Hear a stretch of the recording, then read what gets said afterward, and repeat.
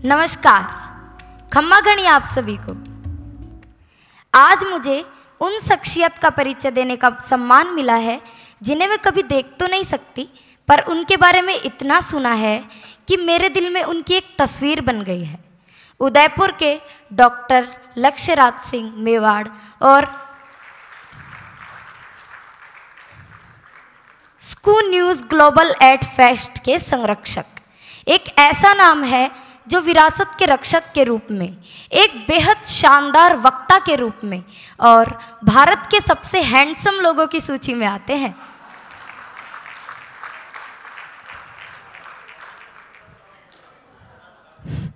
Sir, मैंने आपको कभी देखा तो नहीं है, पर मेरे मन में आपकी छवि एक लंबे चौड़े हट्टे कट्टे तेज घोड़े पे सवार, मूंछों को ताव देते, हल्की सी मुस्कान लेकर कई लोगों के हुजूम के साथ चलते हुए है। सुना है आपके नाम पर 9 गिनीज वर्ल्ड रिकॉर्ड्स दर्ज है।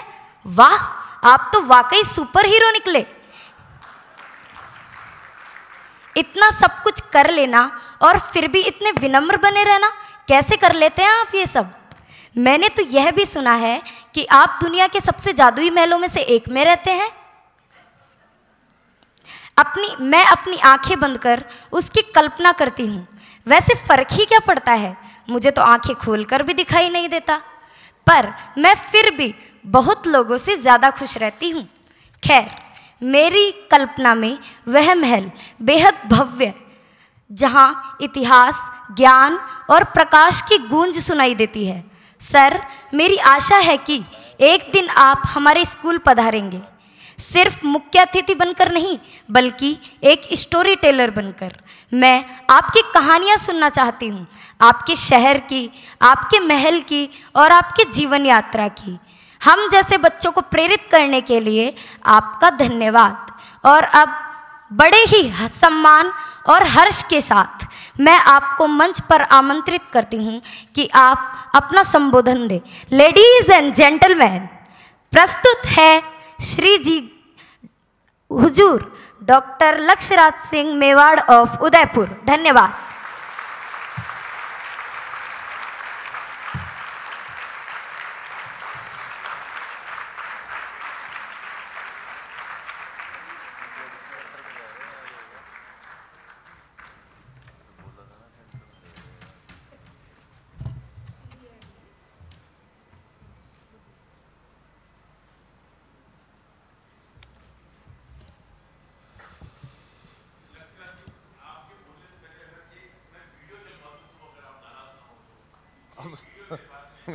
मेरे को लग नहीं रहा है मेरे पास चॉइस है। अगर मैं बोल भी दूं कि मैं नाराज हो जाऊंगा तो मैं कर क्या लूंगा।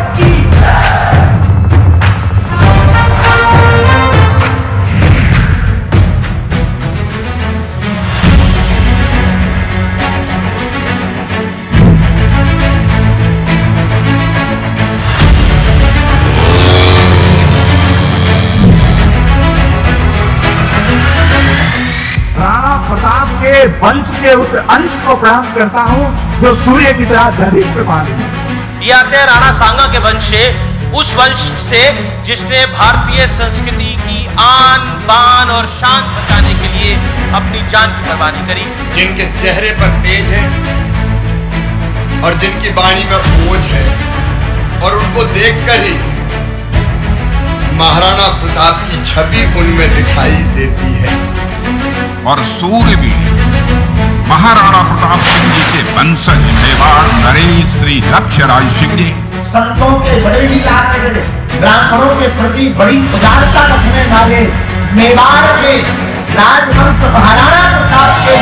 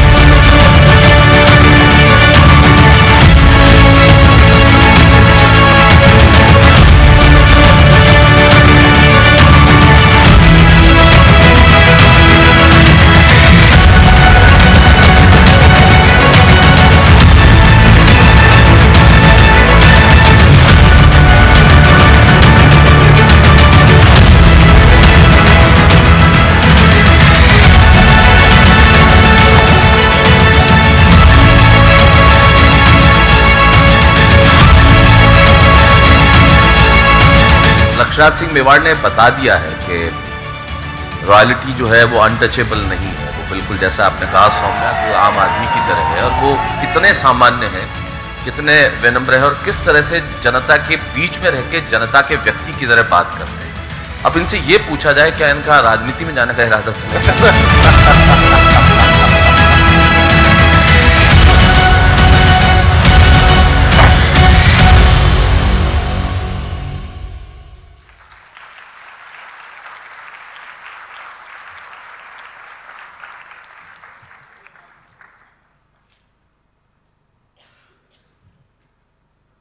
अब ये भी बता दो मुझे बोलना क्या है, क्योंकि अब इतनी सारी चीजें हो गई है कि जो मैं रट के आया था ना अब वो मैं भूल गया हूँ।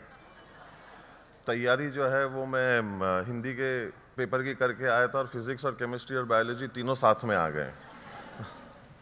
अच्छा, थोड़े बहुत अध्यापक हंस सकते हैं ये जानकर मुझे बड़ी खुशी हुई, बाकी लगभग जो है वो अध्यापकों का पर्यायवाची जो है वो खड़ूस ही निकलता है। और उसके बाद अगर रवि ने आपके प्रिंसिपल को पहले रो में बिठा रखा हो तो जितनी हिम्मत है बोल के दिखा बेटा। हिंदी कितने लोग समझते हैं? इतने में मैं मेरा काम चला लूंगा। एक बात मैं पहले ही आप लोगों को बहुत ही स्पष्ट तरीके से बता देना चाहता हूं कि मैं ज्ञान की एक भी बात नहीं करने वाला हूं। मैं कोई भी तरीके से किसी भी प्रकार से कोई तैयारी करके नहीं आया हूं, तो मैं अगर लोड नहीं लूंगा बोलने का, आप सुनने का मत लेना।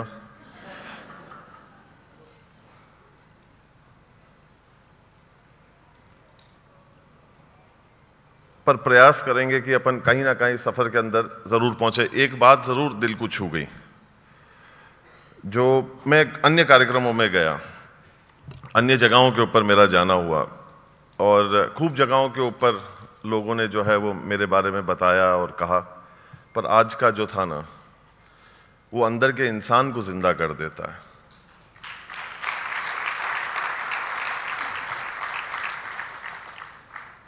और शब्दों से ज्यादा जो भाव थे, मैं घुसा तो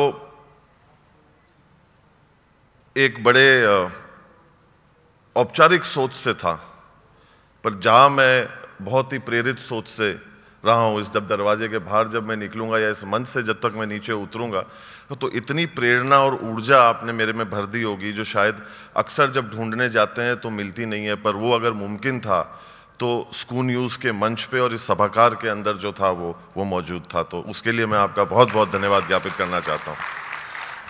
एक बात मैं और बता दूं, अकड़ जो होती है वो मुर्दा लोगों में होती है। अगर बैठना है तो जिंदा तरीके से बैठिए, मुझे बताइए कि यहाँ पर मैं जिंदा लोगों के सामने जो है वो उपस्थित हूँ, क्योंकि अकड़ना है वो अपन अपने आखिरी सफर में अकड़ लेंगे।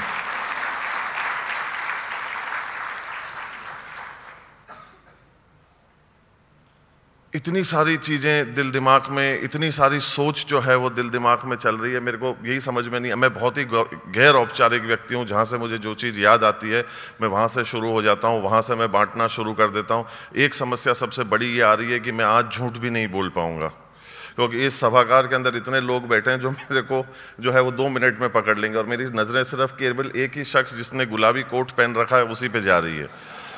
तो पर सर एक आप मेरे को बताओ, आपने ऐसा क्या जादू कर रखा है कि जिस टीचर से आप हाथ मिलाते हो वो प्रिंसिपल बन जाता है?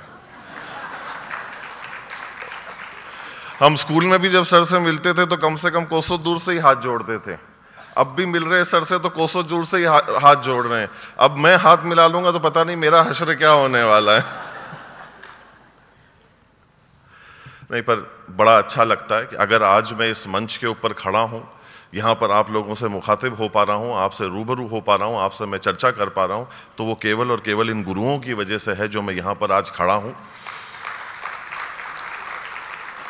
जिस दमखम से, जिस मन से, जिस श्रद्धा से जो है वो मैं बात आपकी कर पा रहा हूँ, शायद उस समय पे जो इन लोगों ने हमारे को डांट लगाई और हमारे को डंडे चलाए और हम लोगों को बहुत सारी चीज़ें कही जो हमारे को मन में बहुत बुरी लगी, पर आज मैं उस बात को कह सकता हूँ कि उसका स्वाद है। एक मैं शिष्य के रूप में जब खड़ा होकर इन चीज़ों को देखता हूं तो हम लोगों को गर्व इस बात का होता है कि हमने हमारे गुरु को जो है वो खुश किया। कहीं ना कहीं आज जब वो चलते हैं तो उनकी सीना जो है वो चौड़ा होता है। जब तक पिताजी थे तो अच्छा लगता था कि देखिए आज पिता को हम लोगों ने खुश करा। अब जब वो नहीं रहे तो वो सारी चीज़ें जो है वो हम हमारे गुरुओं के अंदर देखते हैं। बड़ा अच्छा लगता है कि जब वो हमारे को गौरवान्वित होकर देखते हैं, खुशी से हमको देखते हैं।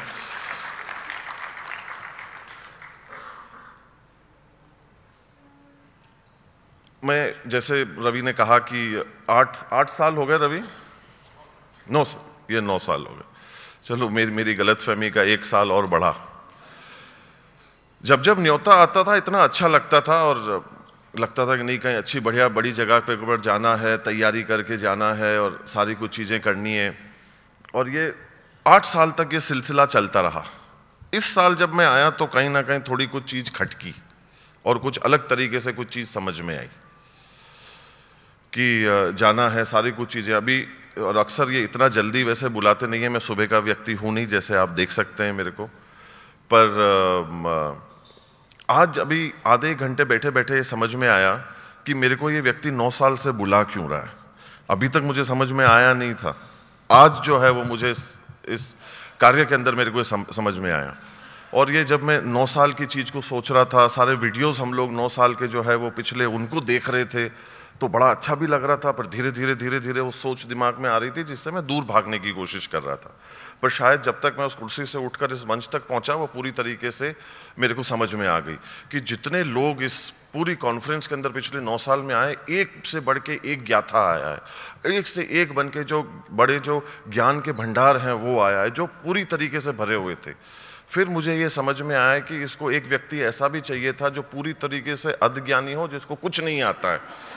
तो जब मैंने मेरी फहरिस्त के अंदर नाम देखा तो अब 9 साल लगे हैं। मैं क्षमा प्रार्थी हूँ उस बात के लिए, पर सच्चाई जो है वो इंसान को कबूल लेनी चाहिए कि मुझे जो बुलाया गया है वो इसी वजह से बुलाया गया है कि ज्ञाताओं के बीच में जो है एक बेवकूफ़ होना ज़रूरी है। तो आज मैं समझा हूँ उस बात को। और इतनी सारी चीज़ें आपने कही, पर मैं किसी भी गलत फहमी में नहीं हूँ। मैं बहुत चीज़ें पालता हूँ, पर एक चीज़ ऐसी है जो नहीं पालनी चाहिए, गलत फहमी, जो आज आपने मेरी तोड़ दी। तो उसके लिए आपको मैं बहुत बहुत धन्यवाद देता हूँ।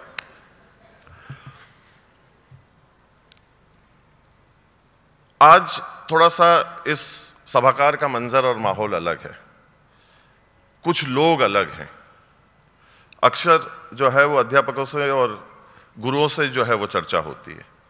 आज और भी लोग जो इस सभाकार के अंदर बैठे हैं, जो हमारे लिए शान, हमारे लिए जो है वो एक सर को ऊंचा रख के एक भारतीय कहलाने के लिए एक मान जो है उस चीज़ के हमारे खून के अंदर जो है थोड़ा जज्बा भरने के लिए, हमारे को और ज़्यादा भारतीय महसूस कराने के लिए आज हमारे भारतीय वायुसेना के जो लोग हैं, वो अधिकारी हैं, वो आज यहाँ पर हमारे बीच के अंदर मौजूद हैं। देखिए, देश की सेना के लिए और रखवालों के लिए मैं मानता हूँ कि आप गुरु हैं, मैं एक आम जो है वो एक शिष्य हो सकता हूँ, पर ये देश की सेनाओं के लोगों के लिए तालियां कमज़ोर थी। मैं कभी नहीं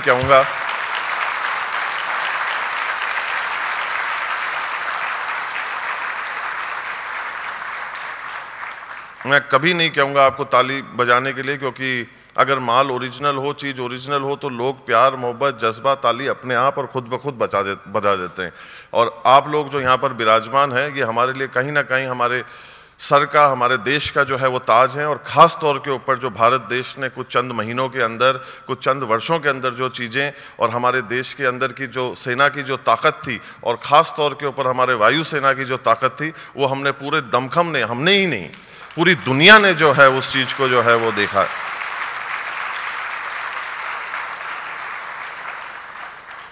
चाहते तो ये लोग भी शायद कोई और दूसरा पेशा ढूंढ सकते थे। जब तक अगर ये चाहते तो हज़ारों किलोमीटर हवा के अंदर ऊपर उड़ना, हज़ारों फीट हवा के अंदर ऊपर उड़ने का काम अगर ये लोग कर सकते हैं, वो जज्बा, वो हिम्मत, वो हौसला, वो जुझारूपन, वो कर्मठता अगर ये रख सकते हैं, तो शायद दुनिया के अंदर इनके लिए ऐसा कोई काम नहीं होता जो ये नहीं कर पाते। पर इन्होंने वो छोड़कर ये चीज़ को चुना कि नहीं भाई, हम हमारे देश की जो है वो हम रखवाली करेंगे, हमारे देश को, हमारी मातृभूमि को जो है वो हम सुरक्षित रखेंगे, क्योंकि हम सब यहाँ पर जो उपस्थित हैं वो कहीं ना कहीं चैन की नींद जो है वो सो सकें।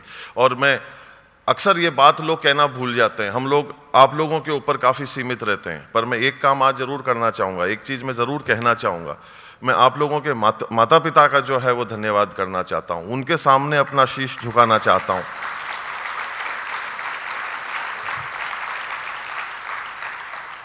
कि उन्होंने आपको भेजा तो सही, और इस उम्मीद के साथ में कि शायद वापस मिलें या ना मिलें। ये काम कर लेना किसी माता पिता के लिए कोई आसान काम नहीं होता है। तब मैं इस बात को कहता हूँ, तब मेरे दोस्त की और मेरे भाई की 2 पंक्तियां मुझे याद आती है कि वो शहीद की माँ उस रात को कैसे सोई होगी, वो शहीद की माँ उस रात को कैसे सोई होगी, वो गोली तेरे सीने में उतरने से पहले रोई होगी। तब मैं इस बात को कहना चाहता हूं,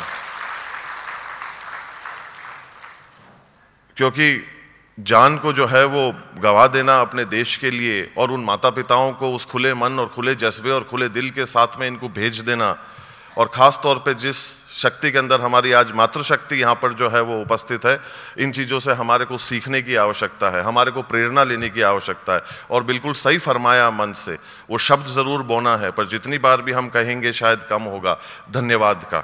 और वो जो आप लोग काम करते हैं और आने वाली भावी पीढ़ी को जो है जिस प्रकार से आप लोग जो है वो सुरक्षित रखते हैं, ये किसी भी तरीके से कोई एक आम बात नहीं है। सेना से ही जुड़ा हुआ एक किस्सा मुझे याद आता है, जो हम सब आप सब लोग जो यहाँ पर विराजमान है, वो शिक्षकों के ऊपर भी जो है वो कहीं ना कहीं लागू होता है, कहीं ना कहीं हम लोगों को समझ में आता है। और देखिए, हम लोग उस संस्कृति से आते हैं जहाँ पर पूरी तरीके से वो भरी हुई है और हमको इस बात को सिखाती है, हमारे ग्रंथों के अंदर लिखा हुआ है, हमारे वेदाओं के अंदर जो है वो, इन वेदों के अंदर इस चीज़ का जो है वो उल्लेख जो है वो किया हुआ है कि साक्षात अगर भगवान भी आपके सामने आकर उपस्थित हो जाएं, उसी क्रम के अंदर अगर आपके माता पिता भी अगर आपके साथ में जो है वो अगर उपस्थित हो, और उसी क्रम के अंदर आपका गुरु भी आपके सामने अगर उपस्थित हो, तो निसंकोच सबसे पहले अगर ये सर किसी के चरणों के अंदर झुकेगा तो वो अपने गुरुओं के चरणों के अंदर जाकर जो है वो झुकेगा।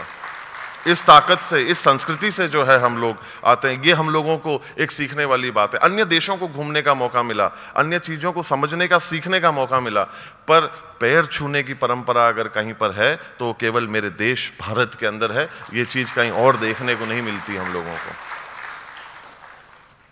तो कहीं ना कहीं हम लोगों को इस चीज़ से प्रेरित होने की आवश्यकता है। देखिए, अन्य व्यवसाय, मैं आज होटल के व्यवसाय से जो है वो जुड़ा हुआ हूँ, मेरी दाल रोटी जो है वो वहाँ से चलती है। और आप लोग जिस पेशे से जुड़े हुए हैं, जो कार्य आप लोग कर रहे हैं, जो काम हम करते हैं, शायद घट सकता है और बढ़ सकता है। अगर किसी के पास में खूब सारी दौलत हो, उसको बांटेंगे तो क्या होगा, वो घटेगी। अन्य कोई और दूसरी चीज़ को आप बांटेंगे तो क्या होगा, वो घटेगी। केवल इस पूरे ब्रह्मांड में, इस कायनात के अंदर, इस पृथ्वी पर केवल एक ही चीज़ है जो आप लोग करते हैं, ज्ञान को देने की, और वो ऐसी चीज़ है जितना आप बांटेंगे उतनी वो बढ़ेगी। ये इस प्रकृति की जो है वो खूबसूरती है। और आज मैं कोई मेरे व्यवसाय के अंदर गलती कर जाऊं तो शायद कोई इतना बड़ा असर नहीं होने वाला। मैं कहीं 2 लोगों को खाना ठंडा खिला दूं। आज जैसे सुबह मेरे कमरे के अंदर जो है वो गणेश जी के वाहन मेरे से मिलने के लिए आए, तो मैंने अलग थोड़ी शब्दों में और भाषा के अंदर जो है वो होटल वाले को समझाने की कोशिश करी। तो सुबह 7 बजे से जो हमारा आदान प्रदान जो वार्ता का और भाषाओं का हो रहा था, तो शायद उसकी जो असर थी वो सिर्फ 2 लोगों तक ही सीमित रही। अन्य और दूसरे लोग होंगे, वो लोग अपने कार्य के अंदर जब कार्यरत रहते हैं और काम करते हैं तो वो बड़े सीमित दायरे के अंदर काम करते हैं। आप लोग जो काम करते हैं ना सिखाने का, और जो आप लोगों के साथ में बच्चे जो आकर सीखते हैं, वो एक पूरी के पूरी पीढ़ी, एक खेप को सिखाने का काम करते हैं। हम लोगों के शायद कार्य का असर इतना बड़ा ना हो, पर आपके ज्ञान का जो आप लोग वर्धन करते हैं, बताते हैं और बांटते हैं, वो पूरी आने वाली एक पीढ़ी को, आने वाले भविष्य को, आने वाले देश को बनाने का काम करती है। इससे ज़्यादा बड़ी बात जो है वो हो नहीं सकती थी, क्योंकि आज आप जो सिखाते हैं वो आने वाले समय के अंदर उस चीज़ को हम लोगों को और इस देश को देखने को जो मिलेगा। भारत देश हमारा आज की तारीख में पूरे दुनिया के अंदर सबसे कम उम्र का देश उभरते हुए आ रहा है। इसका मतलब केवल ये नहीं, आप लोगों की जिम्मेदारी सबसे ज़्यादा बढ़ जाती है, आप लोगों का दायित्व सबसे ज़्यादा बढ़ जाता है। और ये मुझे एहसास है कि ये कोई काम केवल पैसे के लिए नहीं, पर एक इज्जत के लिए, एक अपनेपन के लिए, एक सम्मान के लिए। और आने वाले समय के अंदर हमारे देश को इस विश्व के पटल के ऊपर खड़ा करने के लिए जो है वो किया जाता है। ये हम लोगों को समझने की आवश्यकता है। और ये देखिए, ये माँ से अच्छा हमारे को शिक्षक कोई नहीं मिला। कहते हैं ना कि हम एक शब्द है तो वह पूरी भाषा है, हम कुंठित हैं तो वह अभिलाषा है, बस माँ की यही परिभाषा है। माँ से बड़ा शिक्षक नहीं हुआ। ये देखिए, 2-4 लोग भी जो ताली बजा रहे हैं, आप रहने दो, नहीं तो सारे भीड़ का लोड आप पे आया हुआ है। और मुझे समझ में नहीं आता है कि आगे की बात बोलनी है कि रुक के ताली को कबूल करना है। वैसे ही कंफ्यूज्ड स्टूडेंट हूं मैं, और आप मुझे और कंफ्यूज कर रहे हैं। बड़े मुश्किल से मैं एक पटरी पकड़ के चल रहा हूं और वो पसीने की एक बूंद मेरी रीढ़ की हड्डी पे मुझे महसूस हो रही है। अब वो ना नीचे जा रही है ना ऊपर जा रही है, और सेना के लोग और बैठे हुए हैं वैसे उनका जमीन से वास्ता कम है, पर मैं कोशिश पूरी तरीके से ये कर रहा हूं कि मैं दोनों पैर गाड़ कर खड़ा रहूं अब इसमें क्या हुआ, आगे की बात मैं भूल गया हूं तो कहां थे अपन?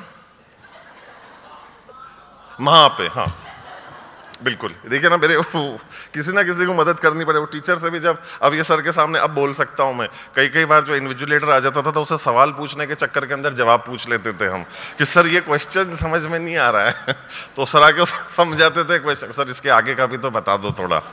तो आज वो सभागार के अध्यक्ष चौहान साहब ने उस सोच को वापस जिंदा कर दिया। So thank you so much कि आपने मेरे को आगे के 5 मिनट के लिए तो सुरक्षित कर दिया है। मैं तो राज्य हूं, आप लोग प्रताड़ित हो रहे हैं, उसका मैं कुछ नहीं कर सकता हूं, झेलो। तो अब ये कष्ट जो है वो आपको मेरी वजह से नहीं मिल रहा है, जो मेरे माता पिता ने 40 साल पहले किया उसका मैं परिणाम हूं, और बाकी जो 15-20 साल मेरे गुरुओं ने जो मुझे सींचा है और ढोया है उसका जो है वो मैं परिणाम हूं। तो किसको कोई भी आपत्ति हो, आप प्रमोद सर से चर्चा कर सकते हैं मां पे आ जाते हैं वापस। देखिए, बहुत ही खूबसूरत सा शब्द है ये, बहुत ही खूबसूरत सा एक रिश्ता है। शायद इसके ऊपर जितनी बात की जाए, जितना कुछ कहा जाए वो कम हो। वैसे इस बार आपकी वो घंटी और शहनाई नहीं बज रही है, पर मेरे आत्मा में, दिल दिमाग में घंटियां बज रही हैं वक्त आता है और वक्त जाता है, वक्त आता है और वक्त जाता है, वक्त को संभाल कर रखिए, वक्त बेवक्त काम आता है। ये एक ऐसी चीज है जो हमारे को बहुत कुछ सिखा देती। जब वक्त पे बात निकली तो एक चीज और अच्छी याद आ गई कि एक दौर वो था कि जब घड़ियां किसी के पास नहीं थी पर वक्त सबके पास था। आज दौर वो है जहां घड़ियां सबके पास है पर वक्त किसी के पास नहीं है। और ऐसे समय के अंदर शिक्षा के ऊपर आप लोग चर्चा कर रहे हैं। देश दुनिया के सारे लोगों को आपने एक सभागार के अंदर बिठा रखा है और इन चीज़ों के ऊपर चर्चाएं की जा रही है। मतभेद होने चाहिए, मनभेद नहीं। और आज आप लोग मतभेद कर रहे हैं, शिक्षा के ऊपर बात कर रहे हैं। इससे बढ़िया और इससे बेहतर, और हमारे जैसे जो है अनपढ़ को भी आपने इसके अंदर जो है वो शामिल और शरीक कर रखा है, और हमारे को भी जो है आप शिक्षित कर रहे हैं। इससे अच्छा दान, विद्या से बड़ा दान जो है वो हो नहीं सकता। तो इससे ज़्यादा खुशी हमारे को नहीं मिलती। मैं रवि को बहुत बहुत बधाई देता हूं कि सब लोगों को एक साथ ये जो है वो इकट्ठा कर रखा है और सब लोगों को जो है वो बुला रखा है। और ऐसे वक्त के अंदर जहां कोई किसी की सुनना नहीं चाहता, खास तौर से अध्यापक की तो कोई नहीं सुनना चाहता, उसके बाद आप लोग इस काम को कर रहे हैं, अपने आप में ये एक काबिल तारीफ बात है। और वक्त को समझने के लिए, क्योंकि ये एक ऐसी चीज़ है, ये एक ऐसी सोच है जो शायद आम तरीके से समझ में नहीं आती है। एक विद्यार्थी से आप पूछिए कि वक्त का मायना क्या होता है, और उस विद्यार्थी से जाकर पूछिए जो अपनी कक्षा के अंदर फेल हो गया है, उसको पूछो कि 1 साल का मायना क्या होता है। एक फेल हुआ विद्यार्थी आपको बताएगा कि 1 साल की कीमत क्या होती है। आप उस माँ से जाकर पूछिए जिसने बच्चे को 1 महीने पहले जो है वो जन्म दिया, उससे पूछो जाकर कि 1 महीने की जो है वो कीमत क्या होती है। आप जो है वो एक साप्ताहिक अखबार निकालने वाला जो व्यक्ति होता है, उससे जाकर पूछो कि बेटा 7 दिन की जो है ना वो कीमत क्या होती है। आप जो 24 घंटे बाद जिस व्यक्ति को फांसी चढ़ाई जाने वाली होगी, उस व्यक्ति से जाकर पूछो कि 24 घंटे की जो है वो कीमत क्या होती है। एक माशूक और एक माशूका को जाकर पूछो कि तुम्हारे को 1 घंटे का समय दिया जाता है, उससे जाकर पूछो कि 1 घंटे की जो है वो कीमत क्या होती है। आप जो है वो एक व्यक्ति जिसने एक क्षण की कीमत अगर हमारे को पूछनी हो तो उससे जाकर पूछिए जिसके सामने उसकी ट्रेन जो है वो उसी समय पर निकली हो और वो प्लेटफॉर्म पे खड़ा हुआ हो अपनी ट्रेन को जाते हुए देख, उससे जाकर पूछिए कि एक क्षण की कीमत क्या होती है। ये वक्त की परिभाषा है, ये वक्त के मायने हैं जो हम लोगों को समझने की जरूरत है। आज जैसे कहा गया कि माँ से बड़ी शिक्षक नहीं होती, और उस कार्य को आप लोग कर रहे हैं। हालांकि इस 21वीं सदी के अंदर जो है वो सब लोगों ने अपने बच्चों को आउटसोर्स कर दिया है आप लोगों को, और बड़े निश्चिंत होकर घर पर जो है वो बैठे, हमारा काम है पैदा करना, झेलने का काम आपका। तो इस दौर में हम लोग चल रहे हैं और ख़ास तौर पे इस एआई की दुनिया में चल रहे हैं। और आजकल इसी की चर्चा हो रही है। किसकी चर्चा हो रही है? एआई की। जिससे पूछो एआई, जिससे बात करो वो एआई के बारे में बात कर रहा है, जिसको पूछो कि वो प्रवचन जो है वो एआई पे चल रहे हैं। और सबसे खूबसूरत बात क्या, सब लोग इससे घबराए हुए हैं। अब देखो, जो जानता नहीं है जिसके बारे में वो घबराएगा नहीं। अब हमारे जैसे से पूछो एआई तो हम कहेंगे सबसे पहले कि इसका फुल फॉर्म बताओ, तो आप लोगों में से कोई खड़ा होगा और कहेगा आर्टिफिशियल इंटेलिजेंस। मैंने कहा जो चीज ही नकली है उसका लोड का काम को लेना। मेरे को एक बात ये बताइए कि क्या जो हमारे भारतीय वायुसेना के जो हमारे सैनिक, हमारे लोग, हमारे अफसर साहिबान जो यहाँ पर विराजमान हैं, क्या एआई उस जज्बे को जो है वो लाकर भर सकती है जहां श्रीनगर के उस 71 की लड़ाई के अंदर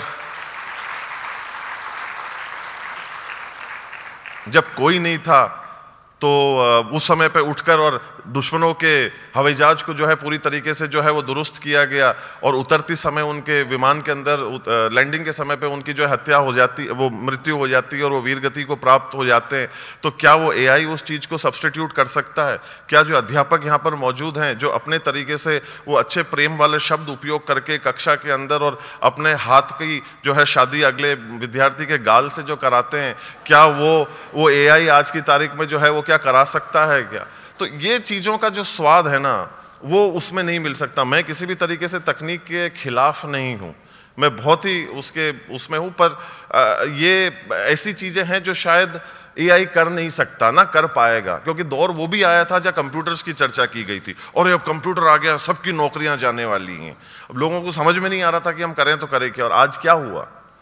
उसी प्रकार से ये एक दौर आया है, उसी प्रकार से ये एक वक्त आया है जिसके ऊपर बड़े सूझबूझ के साथ में हमको तकनीक की गुलामी नहीं करनी है। क्योंकि देखो, आज मैं इस बात को सत्य, भले ही सर सामने विराजमान हो, पर एक सत्यता को कबूल लेनी चाहिए कि हमने किताबों को चेहरे पे ढक के सोने का आनंद लिया है, क्योंकि इससे ज्यादा करीबी रिश्ता किताबों के साथ हो नहीं सकता। और दूसरी समस्या यह है कि लैपटॉप और मोबाइल को चेहरे पे रख के सोया नहीं जा सकता है।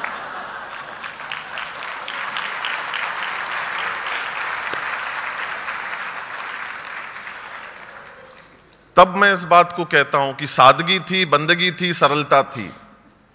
सादगी थी, बंदगी थी, सरलता थी। जब फेसबुक और व्हाट्सएप न थे तब जिंदगी थी।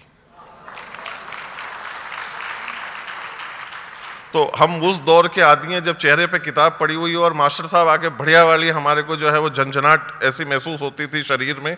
आप लोगों के राइम कर ही गया होगा कि वो क्या आदान प्रदान हुआ होगा। और जब हमसे पूछा जाता था कि बेटा तुम क्या कर रहे हो, तो हम कहते थे कि सर रिविजन। और तब तक हम लोग एक अलग ही ख्वाबी दुनिया के अंदर जो है वो बैठे रहते थे, और वहां तक हम पहुंच चुके होते थे। क्योंकि जो आज दिन तक किताबों में पढ़ा, मैं अभी भी ढूंढ रहा हूं कि हकीकत की दुनिया में वो है कहां। जो सारी चीज़ें हमारे को इतनी मुशक्क़त से और मुश्किल से जो है वो पढ़ाई गई, जिसके लिए हम लोगों ने रात रात काली कर कर उस 7 नंबर 33 नंबर लाने की जो है वो कोशिश करी। क्योंकि अगर कहीं उससे ज़्यादा आ जाते तो शायद कहीं हमारा डीएनए टेस्ट हो जाता कि अपना तो है। क्योंकि एक दिन मैंने ये गलती कर ली थी 11वीं में आने के बाद में पिताजी से पूछने की कि आपके पास कौन सी स्ट्रीम थी। तो जब आदान प्रदान हुआ तो समझ में आया कि उन्होंने भी आर्ट्स ही ली थी।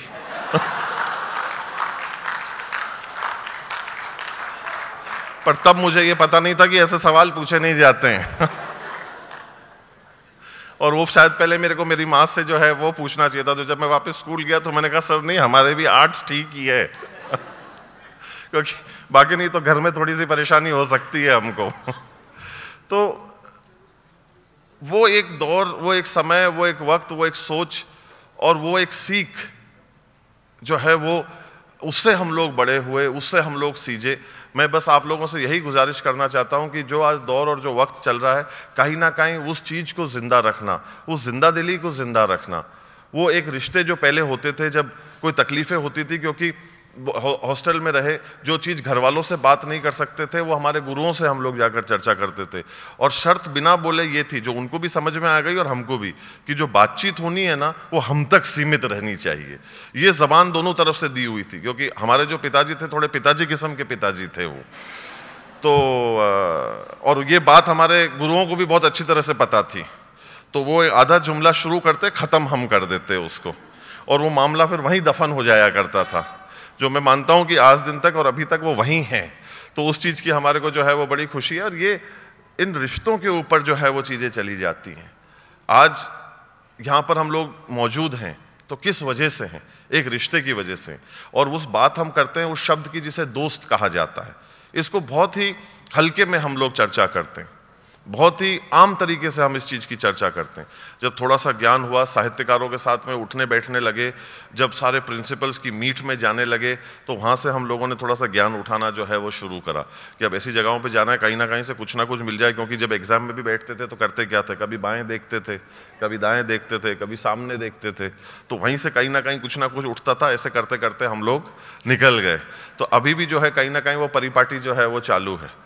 तो यही जो चीज़ है जो हम बात करना चाहते हैं, कहना चाहते हैं कि ये एक सोच, ये एक तौर, ये एक तरीका जो है वो आज भी जो है हम लोगों को जो है कहीं ना कहीं जिंदा रखने की हम लोगों को आवश्यकता है। और जो दोस्त शब्द की हम लोग बात कर रहे हैं, वो असली मायना उसका क्या है? जब उसको थोड़ा सा तोड़ा, जब उसके साथ थोड़ा सा बैठे, थोड़ा सा उसको गंभीरता से समझा, तो दोस्त के मायने ये निकले कि जो दोषों को हरण करने वाला व्यक्ति हो उसको दोस्त कहा जाता है।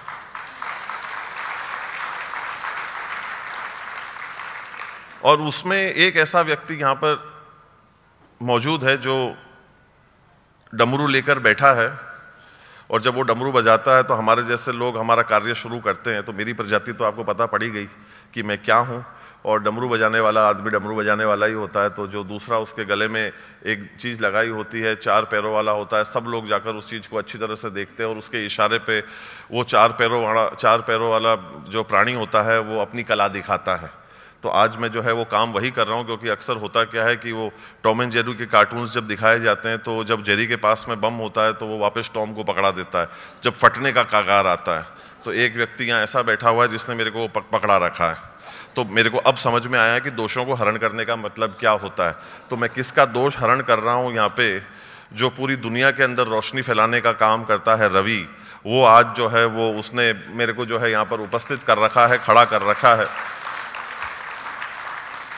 और उनके कहीं ना कहीं दोष को मैं हरण कर रहा हूँ, क्योंकि ये समय मैं पूरा कर रहा हूँ उनकी तरफ से। पर मैं इस दोस्ती के लिए उनको सलाम करता हूँ, बहुत बहुत आभार प्रकट करता हूँ। जो आपने भरोसा, जो विश्वास, जो अपनत्व, वो प्रेम जो आपने जो है वो मुझ में दिखाया, उसके लिए बहुत आभार, बहुत बहुत धन्यवाद। शायद मैं इतना हकदार नहीं हूँ आपके प्रेम का, पर बहुत अच्छा लगता है जब ये चीज़ मिलती है। ये भरोसा, ये अकीदा जो आपने मुझ पर रखा, उसके लिए बहुत बहुत धन्यवाद। और आज ख़ास तौर के ऊपर जो महिला ने जो आकर जो बातें कही, मैं उनके स्कूल के अंदर बिल्कुल जाना चाहता हूं, क्योंकि मैं एक समस्या ये है कि मैं कहानी सुनाने वाला व्यक्ति नहीं, पर जो सच्चाई की बातें होंगी, क्योंकि stories by itself are fictional, they are not something which is real. तो मैं कहानियाँ नहीं सुनाता, मैं दास्तान को जो है वो ज़रूर बयान करता हूँ जो हकीकत की होती है। तो उनके स्कूल में जाकर उन सच्चाई की चीज़ों के बारे में बात करना मेरे लिए जो है वो बड़ी सौभाग्य की बात होगी। मैं ज़रूर जाना चाहूँगा। मैं रवि को भी जो है वो दरख्वास्त करूँगा कि आप आज आपके जो बच्चे सुबह आए थे, जिनके लिए आपने मुझे कहा कि वो अपने इंस्ट्रूमेंट से बहुत मोहब्बत करते हैं, जो अपने इंस्ट्रूमेंट से बहुत प्यार करते हैं। मैं भी एक दौर के अंदर तबला जो है वो बजाया करता था। आज ज़िंदगी मेरा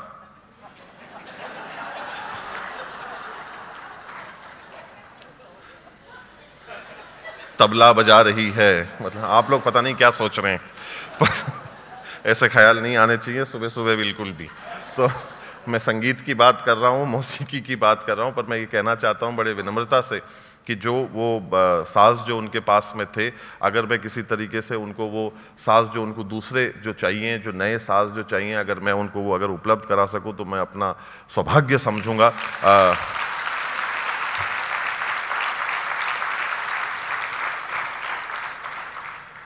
और मेरे को ये जानकारी और मिली है कि आज रात का खाना जो है वो कहीं गलती से मेरे नाम पर है, ऐसी जानकारी जो है वो। और सबसे पहले तो जिन्होंने हमको कल खिलाया उनका भी हमको धन्यवाद ज्ञापित करना चाहिए कि जिनका खाना खाया, मैम आपका बहुत बहुत आभार।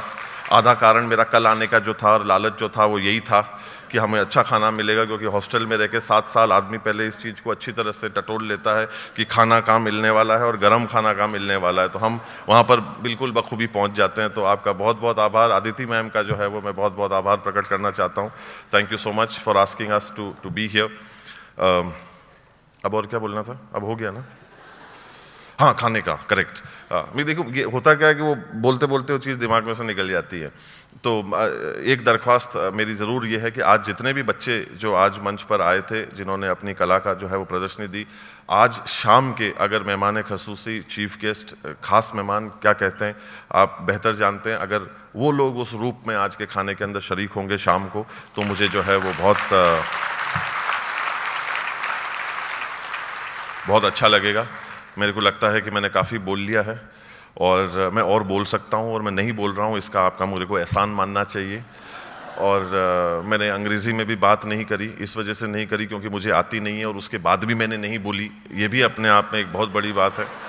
तो उसका भी आप लोगों को जो है उसका धन्यवाद मानना चाहिए। और एक संस्कृति हमारे को कहीं ना कहीं कुछ सिखा देती है। अंग्रेज़ी भाषा A फॉर एप्पल से शुरू होती है और Z फॉर ज़ीरो पर जाकर ख़त्म होती है। तो सेव से शुरू होगी, शून्य पर जाकर छोड़ेगी। एक आपकी और मेरी माँ को देखिए, अ से अनपढ़ से शुरू होगी, ग पर गानी पर जाकर ख़त्म होगी। ये ताकत है हमारी संस्कृति की।